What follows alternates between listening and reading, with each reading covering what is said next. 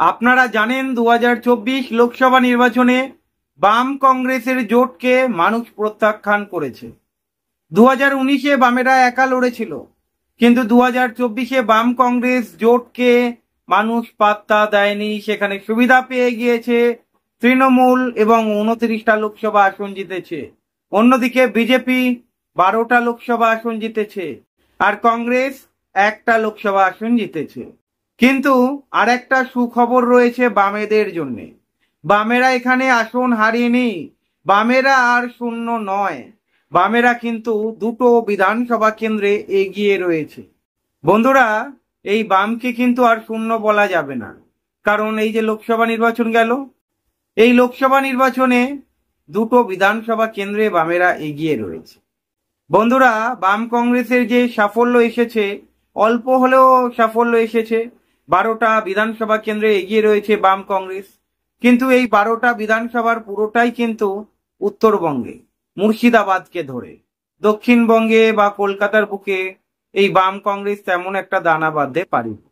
আমরা যদি রায়গঞ্জের কথা বলি, চাকুলিয়া বিধানসভায় বাম সমর্থিত কংগ্রেস প্রার্থী ভিক্টর এগিয়ে রয়েছে, তৃণমূল বিজেপির থেকে এগিয়ে রয়েছে। এই লোকসভা কেন্দ্রে তৃণমূল বিজেপিকে পিছনে ফেলে 1 নম্বরে চলে এসেছে বাম সমর্থিত কংগ্রেস প্রার্থী ভিক্টর। এরপরে আলোচনা করব মালদা উত্তর।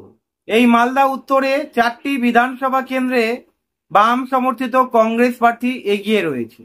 এই 4টি বিধানসভা হলো চাঁচল বিধানসভা কেন্দ্র, রাতুয়া বিধানসভা কেন্দ্র, হরিশ্চন্দ্রপুর এবং মাতলিপুর বিধানসভা কেন্দ্র। এই 4টি বিধানসভা কেন্দ্রে কিন্তু বাম সমর্থিত কংগ্রেস প্রার্থী এগিয়ে রয়েছে। এরপরে মালদা দক্ষিণ।